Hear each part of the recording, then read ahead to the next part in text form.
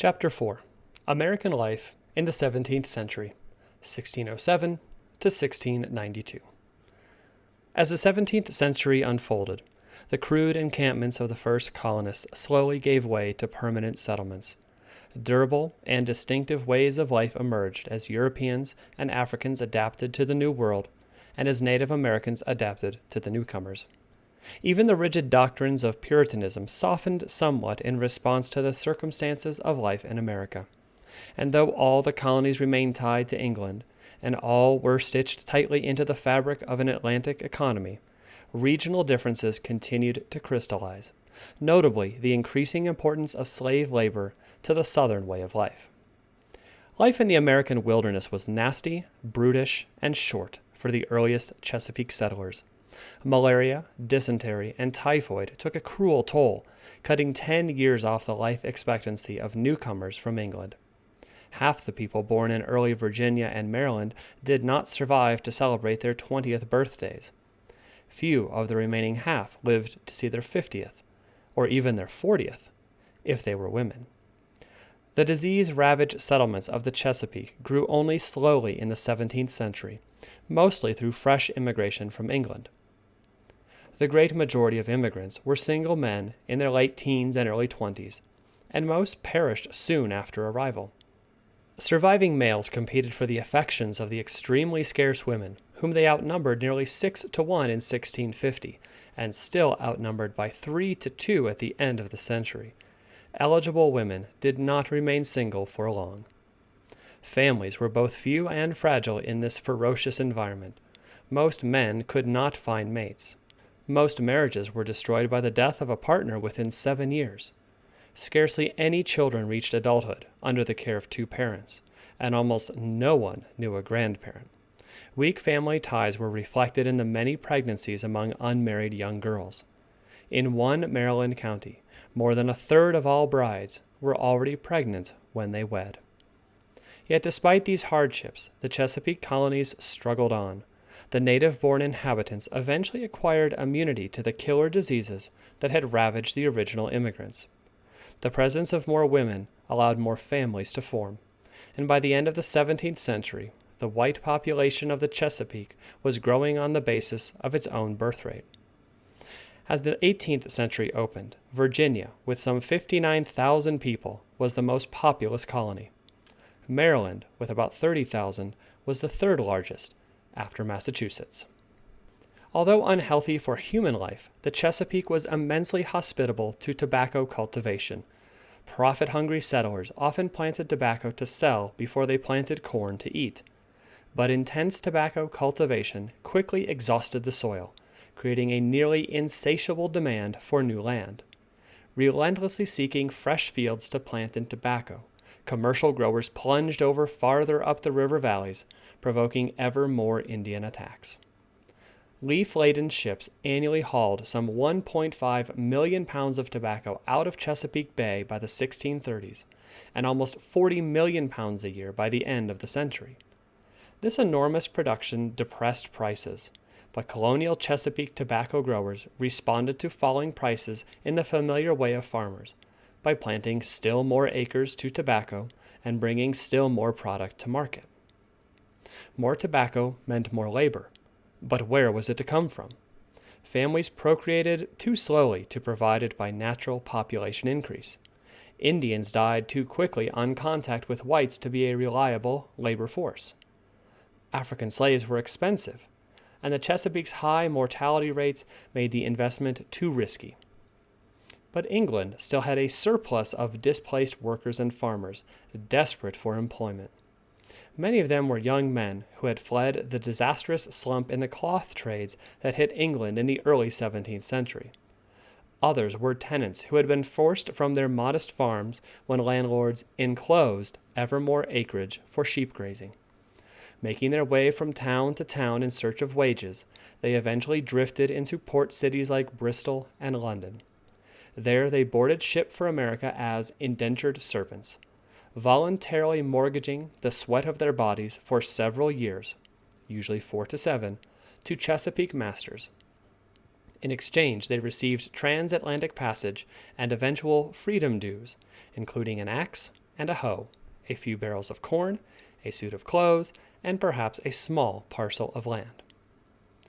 Both Virginia and Maryland employed the headright system to encourage the importation of servant workers. Under its terms, whoever paid the passage of a laborer received the right to acquire 50 acres of land. Masters, not the servants themselves, thus reaped the benefits of land ownership from the headright system. Some masters, men who already had at least modest financial means, soon parlayed their investments in servants into vast holdings in real estate. They became the great merchant planters, lords of sprawling riverfront estates that came to dominate the agriculture and commerce of the southern colonies. Ravenous for both labor and land, Chesapeake planters brought some 100,000 indentured servants to the region by 1700. These white slaves represented more than 3/4 of all European immigrants to Virginia and Maryland in the 17th century. Indentured servants led a hard but hopeful life in the early days of the Chesapeake settlements. They looked forward to becoming free and acquiring land of their own after completing their term of servitude. But as prime land became scarcer, masters became increasingly resistant to including land grants in freedom dues. The servant's lot grew harsher as the 17th century wore on. Misbehaving servants, such as a housemaid who became pregnant or a laborer who killed a hog, might be punished with an extended term of service. Even after formal freedom was granted, penniless freed workers often had little choice but to hire themselves out for pitifully low wages to their former masters. An accumulating mass of footloose, impoverished freemen drifted discontentedly about the Chesapeake region by the late 17th century.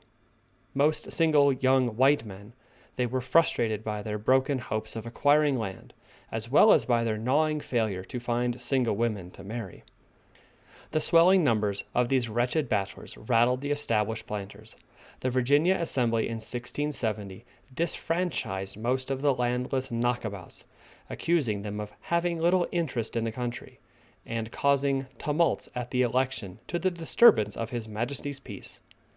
Virginia's Governor William Berkeley lamented his lot as ruler of this rabble. How miserable that man is that governs a people where 6 parts of 7 at least are poor, indebted, discontented, and armed. Berkeley's misery soon increased. About 1,000 Virginians broke out of control in 1676, led by a 29-year-old planter, Nathaniel Bacon.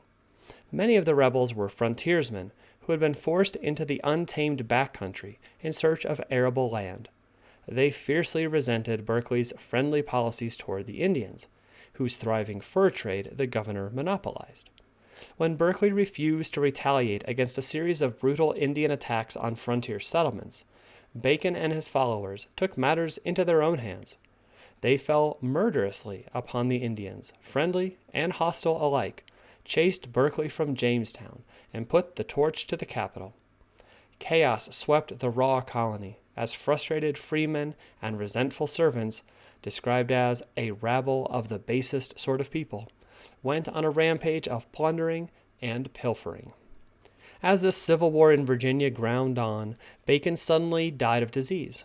Like so many of his fellow colonists, Berkeley thereupon crushed the uprising with brutal cruelty, hanging more than 20 rebels.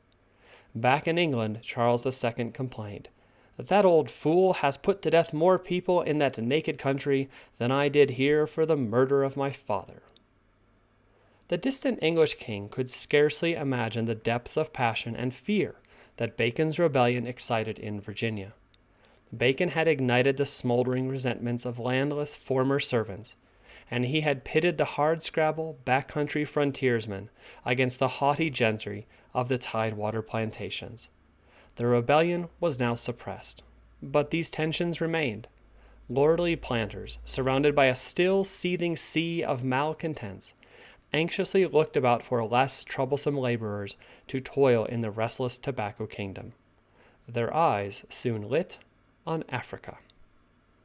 More than 7 million Africans were carried in chains to the New World in the 3 centuries or so following Columbus's landing. Only about 400,000 of them ended up in North America, the great majority arriving after 1700. Most of the early human cargoes were hauled to Spanish and Portuguese South America or to the sugar-rich West Indies. Africans had been brought to Jamestown as early as 1619, but as late as 1670 they numbered only about 2,000 in Virginia, out of a total population of some 35,000 persons, and about 7% of the 50,000 people in the southern plantation colonies as a whole. Hard-pinched white colonists, struggling to stay alive and to hack crude clearings out of the forests, could not afford to pay high prices for slaves who might die soon after arrival. White servants might die too, but they were far less costly.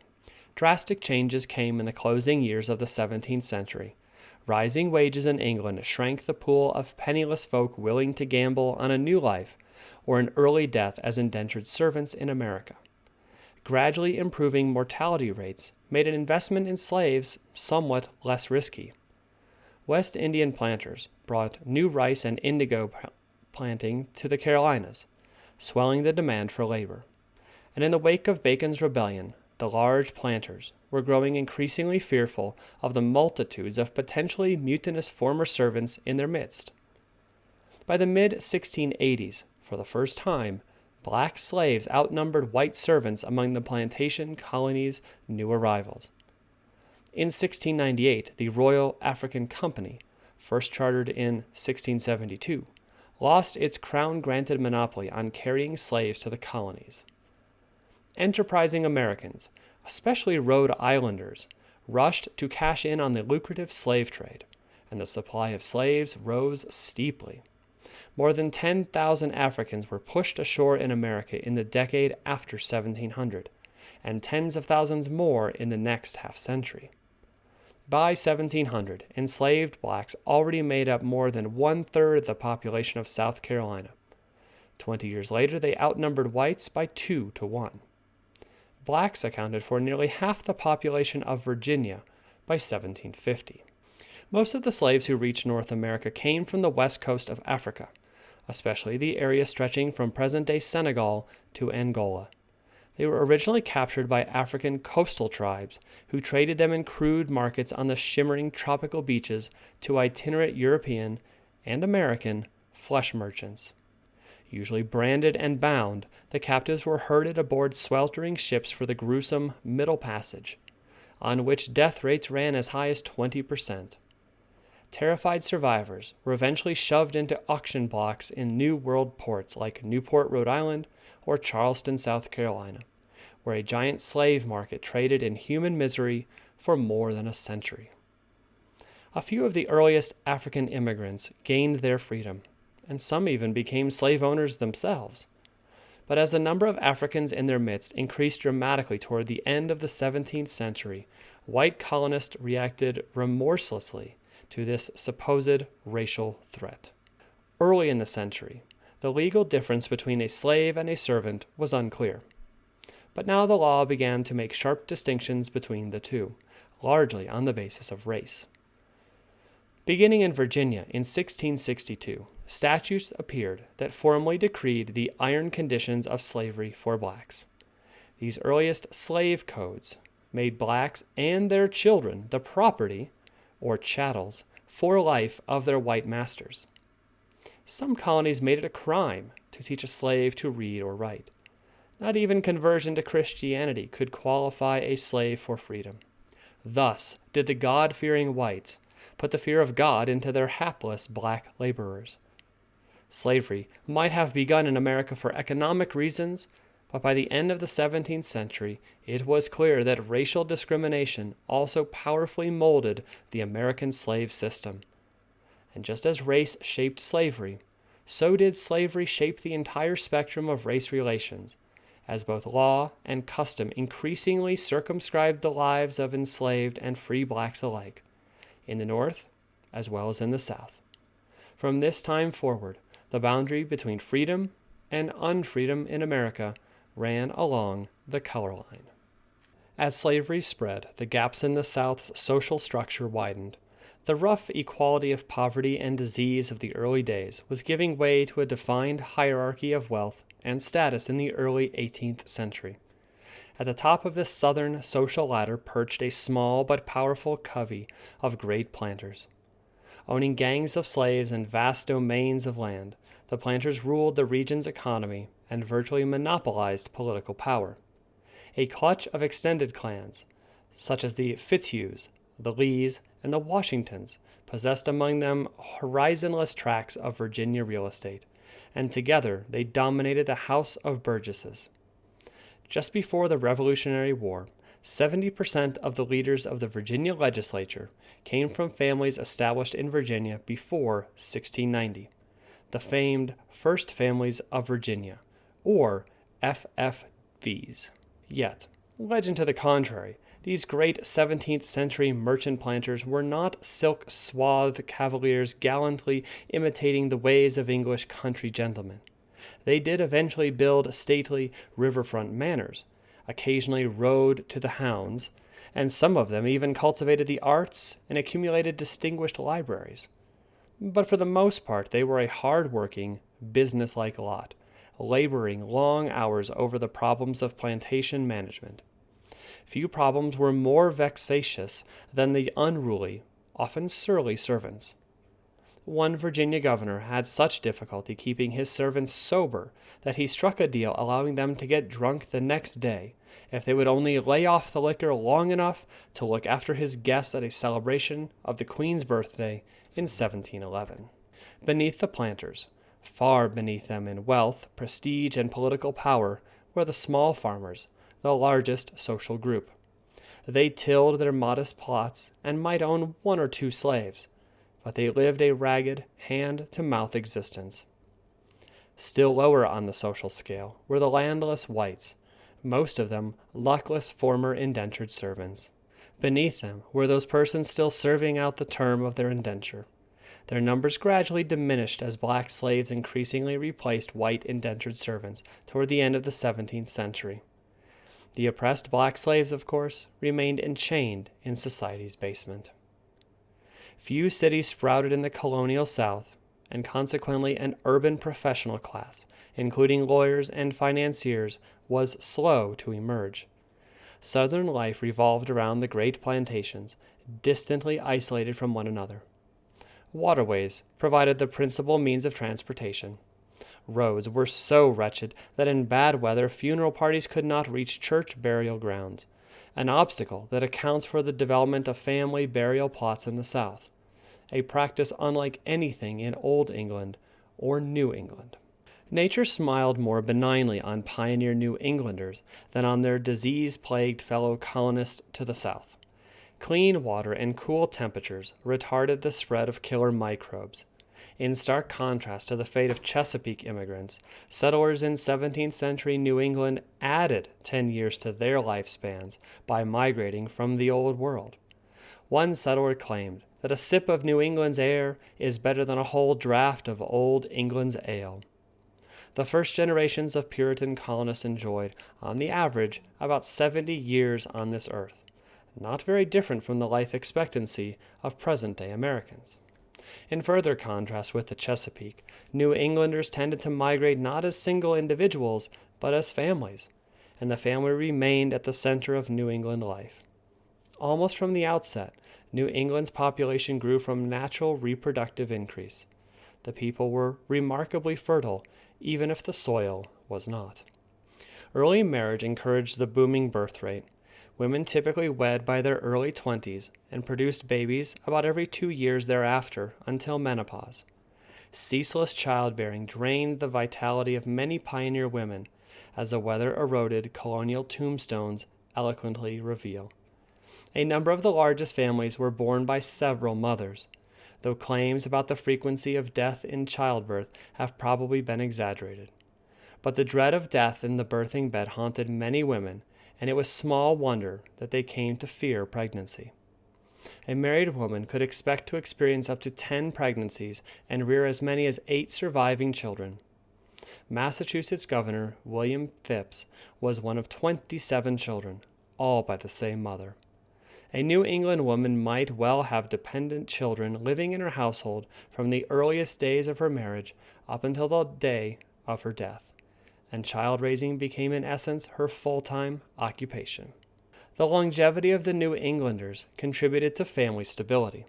Children grew up in nurturing environments where they were expected to learn habits of obedience above all. They received guidance not only from their parents, but from their grandparents as well. This novel intergenerational continuity has inspired the observation that New England invented grandparents. Family stability was reflected in low premarital pregnancy rates, again in contrast with the Chesapeake, and in the generally strong, tranquil social structure characteristic of colonial New England. Still other contrasts came to differentiate the Southern and New England ways of life. Oddly enough, the fragility of Southern families advanced the economic security of Southern women, especially of women's property rights.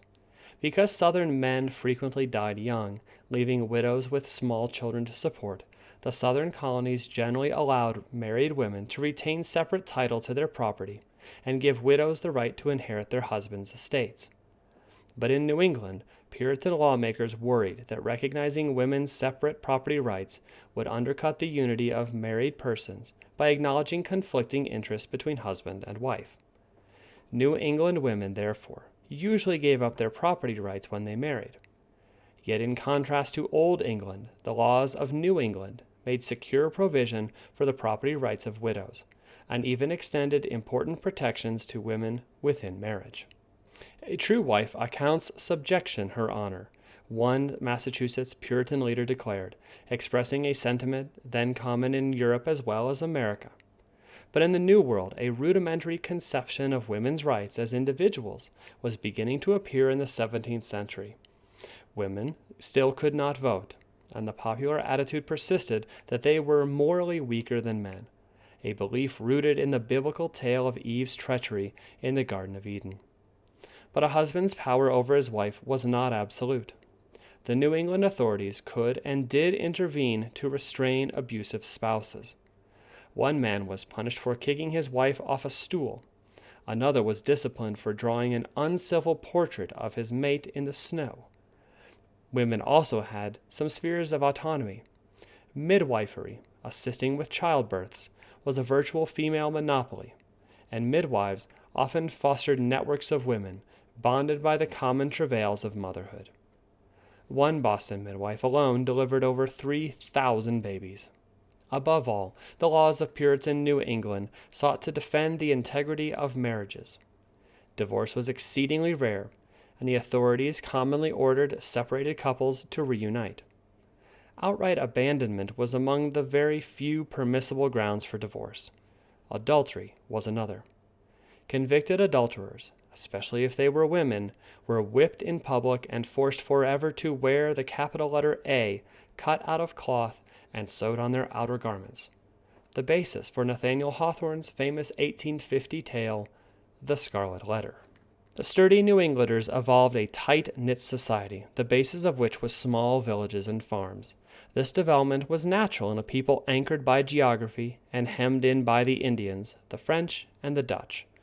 Puritanism likewise made for unity of purpose, and for concern about the moral health of the whole community.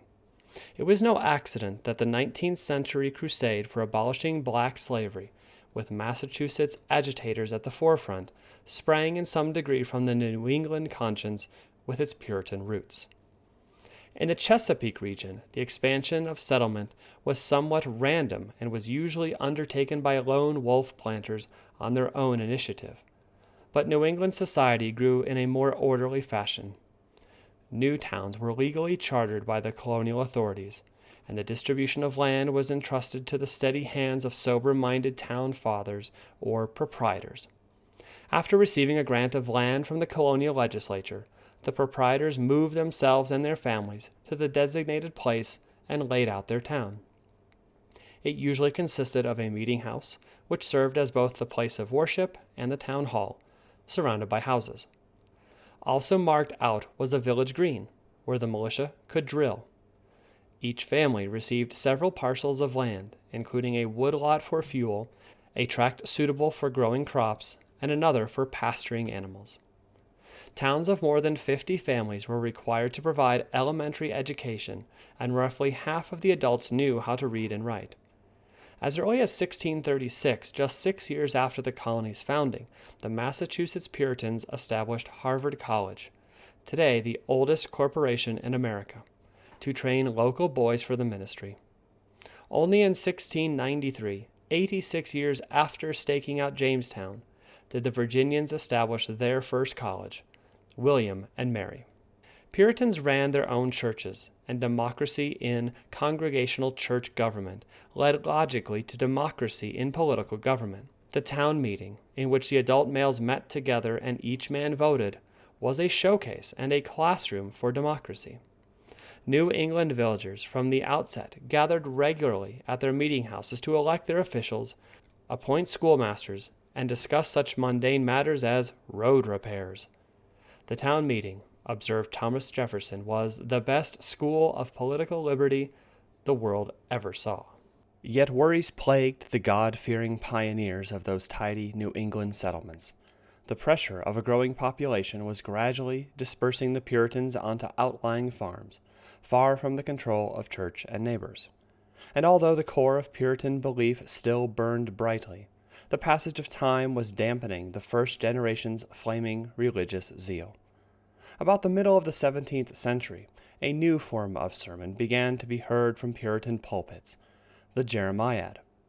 Taking their cue from the doom-saying Old Testament prophet Jeremiah, earnest preachers scolded parishioners for their waning piety. Especially alarming was the apparent decline in conversions, testimonials by individuals that they had received God's grace and therefore deserved to be admitted to the church as members of the elect. Troubled ministers in 1662 announced a new formula for church membership, the halfway covenant.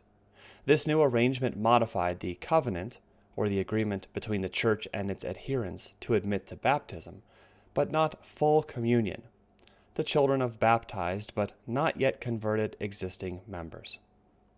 By conferring partial membership rights in the once exclusive Puritan congregations, the halfway covenant weakened the distinction between the elect and others, further diluting the spiritual purity of the original settlers' godly community.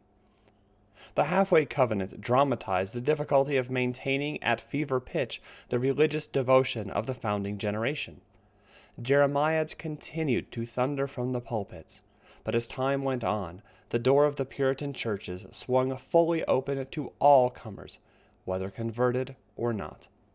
This widening of church membership gradually blurred the distinction between the elect and other members of society. In effect, strict religious purity was sacrificed somewhat to the cause of wider religious participation. Interestingly, from this time onward, women, always pillars of the Puritan congregations, came to make up the majority of churchgoers. Women also played a prominent role in one of New England's most frightening religious episodes. A group of adolescent girls in Salem, Massachusetts, claimed to have been bewitched by certain older women. An hysterical witch hunt ensued, leading to the legal lynching in 1692 of 20 individuals, 19 of whom were hanged, and one of whom was pressed to death. 2 dogs were also hanged.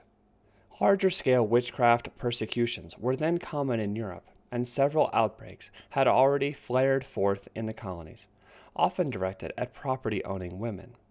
But the reign of horror in Salem grew not only from the superstitions and prejudices of the age, but also from the turmoil of the wars with the Indians, as well as the unsettled social and religious conditions of the rapidly evolving Massachusetts village. Most of the accused witches came from families associated with Salem's burgeoning market economy. Their accusers came largely from subsistence farming families in Salem's hinterland. The Salem witch trials thus reflected the widening social stratification of New England, as well as the fear of many religious traditionalists that the Puritan heritage was being eclipsed by Yankee commercialism. The witchcraft hysteria eventually ended in 1693, when the governor, alarmed by an accusation against his own wife, and supported by the more responsible members of the clergy, prohibited any further trials and pardoned those already convicted. 20 years later, a penitent Massachusetts legislature annulled the convictions of the witches and made reparations to their heirs. The Salem witchcraft delusion marked an all-time high in the American experience of popular passions run wild. Witch hunting passed into the American vocabulary as a metaphor for the often dangerously irrational urge to find a scapegoat for social resentments. Oddly enough, the story of New England was largely written by rocks. The heavily glaciated soil was strewn with countless stones, many of which were forced to the surface after a winter freeze. In a sense, the Puritans did not possess the soil. It possessed them by shaping their character. Scratching a living from the protesting earth was an early American success story. Backbending toil put a premium on industry and penny-pinching frugality, for which New Englanders became famous. Traditionally sharp Yankee traders, some of them palming off wooden nutmegs for real nutmegs, made their mark. Connecticut came in time to be called good-humoredly the Nutmeg State. Cynics exaggerated when they said that the 3 stages of progress in New England were to get on, to get honor, to get honest. The grudging land also left colonial New England less ethnically mixed than its southern neighbors. Non-English immigrants were less attracted to a site where the soil was so stony and the sermons so sulphurous. Climate likewise molded New England, where the summers were often uncomfortably hot and the winters cruelly cold. Many early immigrants complained of the region's extremes of weather, yet the soil and climate of New England eventually encouraged a diversified economy. Staple products like tobacco did not flourish, as in the South. Black slavery, although employed on a modest scale, could not exist profitably on small farms, especially where the surest crop was stones. No broad, fertile expanses comparable to those in the tidewater South beckoned people inland. The mountains ran fairly close to the shore, and the rivers were generally short and rapid. And just as the land shaped New Englanders, so they shaped the land. The Native Americans had left an early imprint on the New England earth. They traditionally beat trails through the woods as they migrated seasonally for hunting and fishing. They periodically burned the woodlands to restore leafy first-growth forests that would sustain the deer population. The Indians recognized the right to use the land, but the concept of exclusive, individual ownership of the land was alien to them. The English settlers had a different philosophy. They condemned the Indians for wasting the earth by underutilizing its bounty, and used this logic to justify their own expropriation of the land from the native inhabitants. Consistent with this outlook, the Europeans felt a virtual duty to improve the land by clearing woodlands for pasturage and tillage, building roads and fences, and laying out permanent settlements. Some of the greatest changes resulted from the introduction of livestock. The English brought pigs, horses, sheep, and cattle from Europe to the settlements. Because the growing herds needed ever more pasture land, the colonists were continually clearing forests. The animals' voracious appetites and heavy hooves compacted the soil, speeding erosion and flooding. In some cases, the combined effect of these developments actually may have changed local climates and made some areas even more susceptible to extremes of heat and cold. Repelled by the rocks, the hardy New Englanders turned instinctively to their fine, natural harbors. Hacking timber from their dense forests, they became experts in shipbuilding and commerce. They also ceaselessly exploited the self-perpetuating codfish lode off the coast of Newfoundland, the fishy gold mines of New England, which have yielded more wealth than all of the treasure chests of the Aztecs. During colonial days, the wayfarer seldom got far from the sound of the axe and hammer, or the swift rush of the ship down the ways to the sea, or the smell of rotting fish. As a reminder of the importance of fishing, a handsome replica of the sacred cod is proudly displayed to this day in the Massachusetts State House in Boston. The combination of Calvinism, soil, and climate in New England made for energy, purposefulness, sternness, stubbornness, self-reliance, and resourcefulness. Righteous New Englanders prided themselves on being God's chosen people. They long boasted that Boston was the hub of the universe, at least in spirit. A famous jingle of later days ran, "I come from the city of Boston, the home of the bean and the cod, where the Cabots speak only to Lowells, and the Lowells speak only to God." New England has had an incalculable impact on the rest of the nation. Ousted by their sterile soil, thousands of New Englanders scattered from Ohio to Oregon and even Hawaii. They sprinkled the land with new communities modeled on the orderly New England town, with its central green and tidy schoolhouse and its simple town meeting democracy. Yankee ingenuity, originally fostered by the flinty fields and comfortless climate of New England, came to be claimed by all Americans as a proud national trait. And the fabled New England conscience, born of the steadfast Puritan heritage, left a legacy of high idealism in the national character and inspired many later reformers. The cycles of the seasons and the sun set the schedules of all the earliest American colonists, men as well as women, Northerners as well as Southerners, blacks as well as whites. The overwhelming majority of colonists were farmers. They planted in the spring, tended their crops in the summer, harvested in the fall, and prepared in the winter to begin the cycle anew. They usually rose at dawn and went to bed at dusk. Chores might be performed after nightfall only if they were worth the candle, a phrase that has persisted in American speech. Women, enslaved or free on southern plantations or northern farms, wove, cooked, cleaned, and cared for children. Men cleared land, fenced, planted, and cropped it, cut firewood, and butchered livestock as needed. Children helped with all these tasks, while picking up such schooling as they could. Life was humble but comfortable by contemporary standards. Compared to most 17th century Europeans, Americans lived in affluent abundance. Land was relatively cheap, though somewhat less available in the planter-dominated South than elsewhere.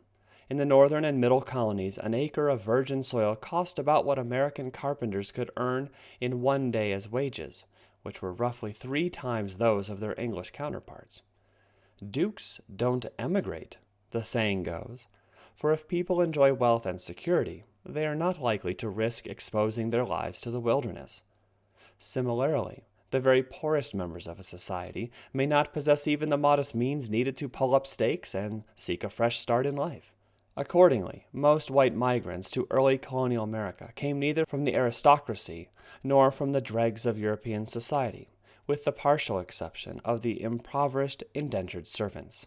Crude frontier life did not in any case permit the flagrant display of class distinctions, and 17th century society in all the colonies had a certain simple sameness to it, especially in the more egalitarian New England and middle colonies.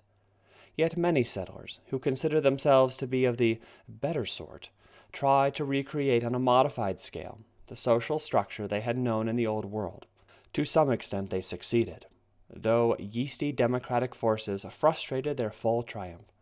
Resentment against upper-class pretensions helped to spark outbursts like Bacon's Rebellion of 1676 in Virginia and the uprising of Maryland's Protestants toward the end of the 17th century.